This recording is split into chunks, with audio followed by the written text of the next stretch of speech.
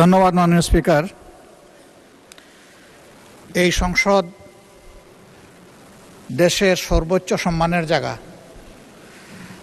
যারা এখানে নির্বাচিত হয়ে এসেছেন,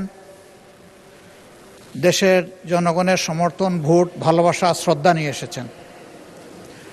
আমরা সকল সদস্যের প্রতি শ্রদ্ধা জানিয়ে বলবো, কোনো সংসদ সদস্য যখন দাঁড়িয়ে কোনো কথা বলবেন, তা নিয়ন্ত্রণ অথবা তাকে এলাও করার একক এখতিয়ার হচ্ছে মাননীয় স্পিকারের। সেই জায়গায় আজকে লক্ষ্য করলাম যে একজন স্বতন্ত্র সংসদ সদস্য তিনি যখন কথা বলছিলেন, দুঃখজনকভাবে ট্রেজারি বেঞ্চ থেকে সম্মানিত কিছু সদস্য এমন কিছু অঙ্গভঙ্গি করেছেন যেটা আমার বিবেকে আঘাত লেগেছে। আমি এটা আশা করি না। এমনকি আমি এও লক্ষ্য করলাম, একবার দুইবার নয়, 4 বার 5 বার নির্বাচিত হয়ে এই সংসদে যারা এসেছেন তাদের কেউ কেউ এই কাজটা করেছেন। আমি এখানে তাদের নাম বলে আমি নিজে লজ্জা পেতে চাই না।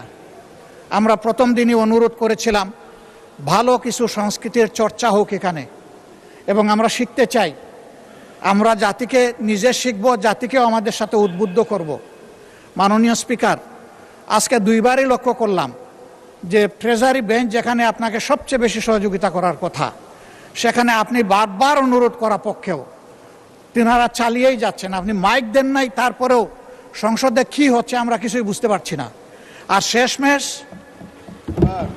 যখন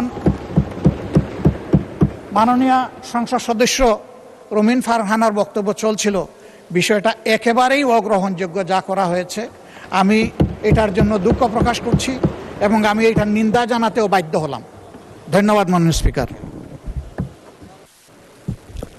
ধন্যবাদ মাননীয় বিরোধী দলীয় নেতা।